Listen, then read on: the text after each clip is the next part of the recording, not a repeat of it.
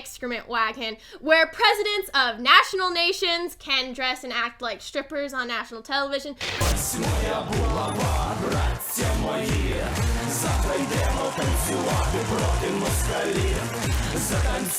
But fathers cannot get custody and parent their own children without being labeled toxic, masculine males. Are we allowed to say that? I'm not sure. I'm not a biologist, although I do identify as a woman. I have a question for everybody out there today. How come it's so wrong to call a duck a duck? If it walks like a duck, if it talks like a duck, if it quacks like a duck, it's a duck. You know, this is beginning to seriously undermine my self-esteem.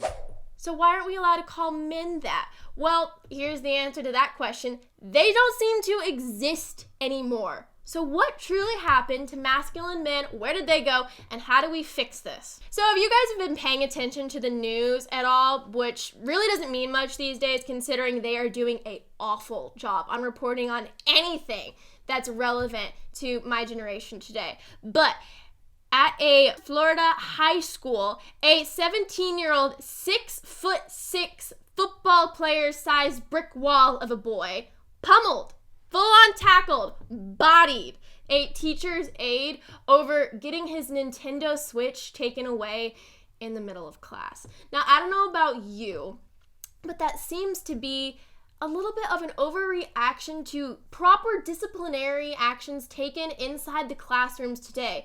Unless you want to go on the other side of it and say that he had a mental disorder and then that somehow gives him the ability to do this and we're not allowed to call a duck what it is, a duck. But I don't want to talk about that because, all right, a kid attacked a teacher, what's new? I would like to talk about the fact that people watched it happening, watched this guy beat a woman into an unconscious pulp, and no one does anything to stop it. Evil people will always do evil things. There's really no stopping that. It's like gun laws. Do you really think that a guy who's going to commit a mass shooting is going to look at the no guns allowed here sign and think, well, I'm going to just pack up my AK-14s and go back home? No, they purposely go there. But what stops evil men from doing evil things is good men standing in the way of evil and the innocents. So let's talk about Khaki Pants Dude in this video. Who watches a woman unconscious getting beat up by most likely a 250 plus pound 6'6" man into an unconscious pulp and just saunters on in, sets down his drink casually, and then sort of tries to help? Well, in today's society, it seems like you can get sued for just about anything because you know what they say, no good deed ever goes unpunished. I can't turn on TikTok without seeing some school fight taking place, some Walgreens getting robbed, a Louis Vuitton or a Gucci store where people just run in, steal things and run out and no one bats an eye. Is it because they don't care or is it because they know if they do something, someone's gonna get in trouble for it? So as we already could see, it took a man double, if not triple, the amount of time to help an unconscious woman faster than the random woman who ran into action to help this woman. Luca! Bueno? Pinu! Bueno? Pinu! Why does that happen? Well, I'm privileged enough to live in a place in America where I can't scream without at least a few old guys with Colt 45s coming to my aid because that's just the culture around here in Texas that we were raised around. But why don't we see that everywhere else? Well, it could have to do with the fact that men are scared to because of everything working against them. Now, I mean, women today, whether we admit it or not, are probably a little bit more valued and put on a pedestal just a wee bit higher than men due to the fact that there was a time when women weren't. And as a result, feminism happened. And we got to the point of where we were equal, we got the right to vote, and we got the same things men did. And that was great and that should happen. But like many things, it sort of kept going. And then we got second wave feminism and third and fourth wave. And we got to the point of where we're valuing women more than men. A man can't simply go around saving women due to the fear of being charged with sexual assault or harassment, or she didn't consent to it in the first place.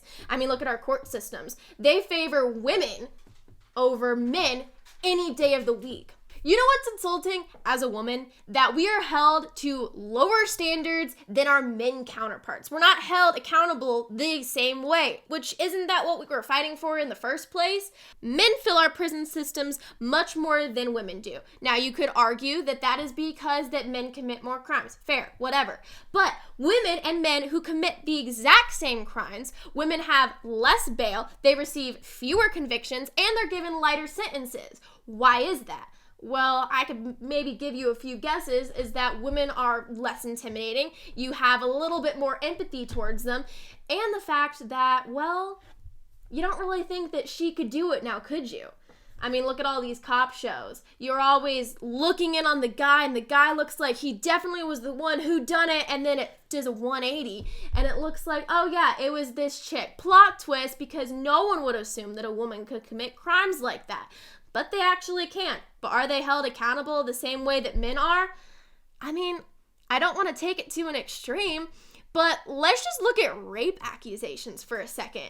A woman who makes a rape accusation for a man, his life is ruined over. He loses his career, he loses his friends, his family, his fortune, everything. Gone. Just over an accusation and with the court of public opinion. A woman making that, and if it ends up to be false, doesn't seem to face any repercussions for that, because we live in a society that says believe the victim, but only if the victim is a she. We are the I stand with her, believe the victim, I can do it myself, I don't need a man, men are trash. So what's exactly making them want to stay? I mean, if I was a man and I heard a woman say all of this, I wouldn't exactly be too keen on having a lasting relationship with that person if they don't even value me as a person to begin with. It seems like women don't value any of the lifetime long qualities that men have had for years and years and years and years. But it also could be because women don't want said qualities anymore. The feminist movement has said, like I told you, I can do it myself, I don't need a man. A man's primary job for hundreds of years was to provide for himself and his family.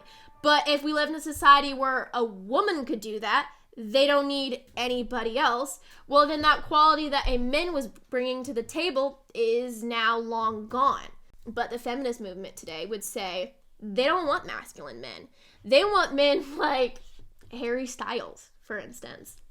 A guy who can emphasize with the feminist movement, reject the patriarchy, wear dresses and makeup and blue sparkly nails and eyeliner, and, you know, be one of the girls, which is probably why it seems like a lot of women today are relating more with the LGBTQ community, because it emphasizes more on their emotions and more on their motherly side, whether they acknowledge that or not. Listen, men and women. Okay, I'm gonna do that again. Listen, men and women are intrinsically different. Women are naturally more loving, more in tune with their emotions, a little bit more on the side of being an empath. While men, on the other hand, are more of the providers and the protectors. They're the ones who are supposed to, at least, stand in between their families and then, you know, the crazy knuckle job, whack jobs over there. There's a really great picture analogy for the way that Christ designed not only a marriage to work out, but a nuclear family unit, where Christ is the top umbrella who protects the father. The father is the protector and the provider of his wife, and the wife is the nurturing matriarch for her children. And her children, as a certain Bible verse that my mom particularly loves says, children, obey your parents and the Lord, for this is right. Honor thy father and mother, which is the first commandment with promise. But, okay, if God designed men to be masculine and women to be feminine, well then, I think that explains a little bit why society, our government, the Illuminati, why they hate it so much. Because, well, God designed it to be this way, so let's do everything in our power to throw that out of the window and do something else. And if you don't think that our government doesn't want to destroy the nuclear family, just look at all the incentivizing programs for single mothers. They get paid more if there's not a man in the picture. Abortion clinics literally thrive off of the idea and on these women who don't want to have a man, don't want to be responsible with a man, and definitely don't want to have a child from said man. You see this time and time again, where our government wants to not only destroy the nuclear family, but they also seem to want to destroy men at the same time. This goes back to at the very beginning about how women are now valued probably a little bit more than men in our society due to the fact that they're trying to somehow undo the unjustness that men did to us 100 years ago and reverse it, if that makes sense to anybody. We already had equality, but now we're going a little bit further again. Women are now saying that they can do it all by themselves. But as we can tell with my generation, that didn't exactly work out, considering, let's just say, 90% of all homeless kids and runaway youths come from fatherless families. Interesting, wouldn't you say? Another staggering statistic is that 90+% of all extremely violent convicts also come from fatherless families. Also very interesting right there. What government in history has ever had the best interests in mind for all of its people equally across the board, where specific government politician elites didn't make off with the big stick and all of our money? It's never happened, not once. They always have some ulterior motive plan. They don't care about us at all. First, they destroyed God in this country, and if you don't think that that's true, this nation was one nation under God. You can deny that all you want, but that's literally the reason why this country was formed, was because we wanted the ability to worship God our own way without having the government dictate how to do it. That's literally why we came here. So they destroyed God. That's gone. All right? Now they're destroying men. You're not allowed to be masculine. You're not allowed to be a man. You're not allowed to want to protect or provide for your family because you're labeled as misogynistic and toxic for doing so. And you're most certainly not allowed to intervene in situations where a woman needs help, because literally you can get sued for anything these days without any repercussions whatsoever, or get charged with sexual assault charges because you're a man. All right? So men are now gone. All right, nuclear families. That's next, which just follows the men. You destroy the patriarchy, the parent of the family that's supposed to provide and protect. That's already gone. So the nuclear family in itself is already destroyed. That's gone too. Great. Yay. All right. Now, women. We're the ones that are left. And if you don't think that women are now under attack, well, it's literally our own doing, y'all. We got to the point of where we were equal, but we got a little bit too power hungry that now we're so woke that in order to be a true woman, you have to agree with the idea that men can join our sports and beat us into unconscious pulps and compete in our events where they do not biologically belong, or else you're deemed not a woman. What? Rounding this back out with the video that started this entire thing, where a 17-year-old kid thinks it's okay to pummel his teacher because he got his Nintendo Switch taken away. It might have something to do with the fact that fathers are usually the enforcers of rules, punishment, and proper behaviors in public. While the mothers are teaching etiquette and manners, the fathers are the ones usually reinforcing the morals, the rights and the wrongs that children are supposed to be listening and adhering to. I mean, I can say from my own childhood, when my brother and I were acting a fool and giving my mom a headache beyond headaches, all she had to do was say, "I'm gonna text your father," and my brother and I shut up right there and started behaving again. That goes back to the fact that our dad was the enforcer. Our dad was the one who upheld the rules in our household. You appreciate it because you're actually a well-rounded member of society, which we obviously can tell not everyone has the privilege of being these days. All right, so we obviously know that young boys need their fathers to help guide them and show them how to be a masculine male. But let's talk about the reasons why girls need their fathers in their life. My dad taught me what a real man is supposed to be like, supposed to act, supposed to treat me, supposed to protect me. Therefore, I'm gonna go out and find somebody that reaches my dad's standards. I'm not gonna go for all these lower apples over here because they're the most convenient. I saw how I could be treated, so I'm gonna go find someone that is of equal magnitude that my dad was. Therefore, hate to break it to everybody, but girls like me, we're not gonna go and sleep around with a whole bunch of guys. We're not going to go dress provocatively and seek the attention of males in other places. We're not gonna go and seek male validation because we didn't receive it as a child. Because I got it. I got it as a child. I get it from my dad. Therefore, I'm not looking for it in these other guys who are doing the bare minimum and at the same time calling themselves a feminist because of it.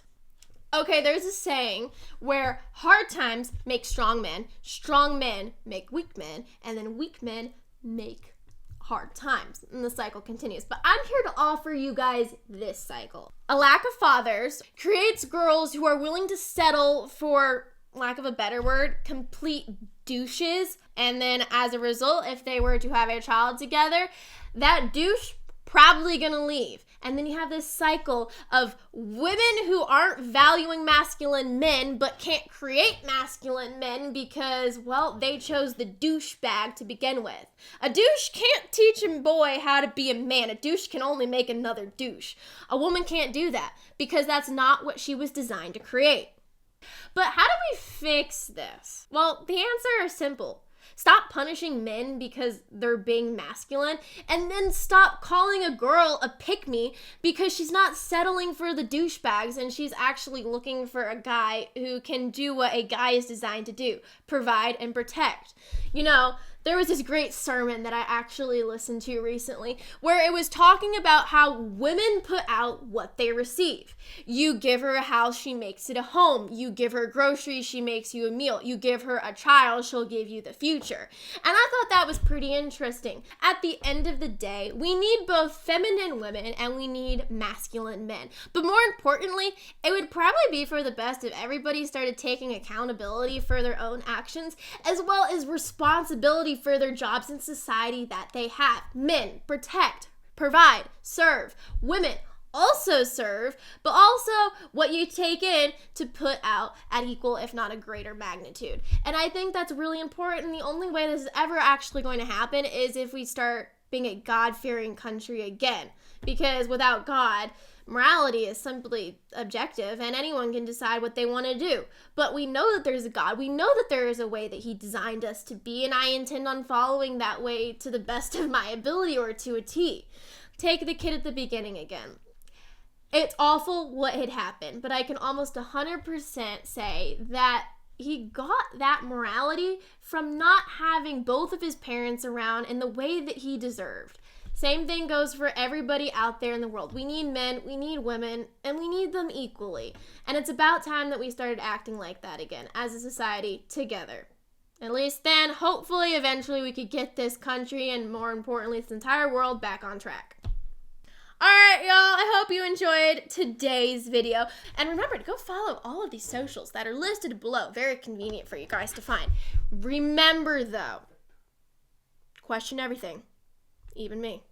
Don't trust me. You don't know me. I could be crazy. I'm gonna go find my cat.